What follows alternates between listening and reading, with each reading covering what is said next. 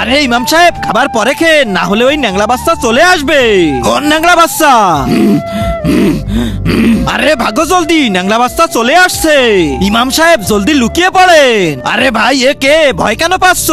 আরে ইমাম সাহেব এই ন্যাংলা বাচ্চা কাউকে খাবার খেতে দেখলেই খাবারে কি একটা যেন দিয়ে দেয়, ওই দেখেন।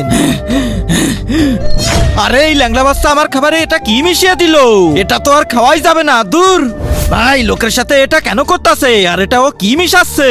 ইমাম সাহেব আমি যে শুনে আসি, আপনি এখানেই থাকেন, কারণ আপনার হাতে খাবার। আচ্ছা। আরে ধুর, খাবারে কি একটা মিশিয়ে দিল। ওই ল্যাংলা বাচ্চা দাঁড়াও, তুমি লোকের খাবারে কি মিশাও আর এটা কেন করো? ভাই তাহলে শোনো তুমি। তার আগে আল্লাহকে ভালোবেসে থাকলে ভিডিওটাতে লাইক করে চ্যানেলটা সাবস্ক্রাইব করে দাও, আর শয়তানকে ভালোবাসলে লাইক সাবস্ক্রাইব করতে হবে না, কমেন্টে বলে যাও আল্লাহু আকবার। আমার বাবা অসুস্থ, লোকের কাছে অনেক খাবার চাইছি কিন্তু কেউ খাবার দেয়নি, অনেকের কাছে কাজ চাইছি কিন্তু কেউ কাজও দেয়নি, এজন্য খাবারে ময়দা দিয়ে দিই আর লোকেরা ওটা ফেলে দিলে আমি নিয়ে যাই। ভাইয়া এই দুনিয়ায় কেউ কাউকে সাহায্য করতে চায় না।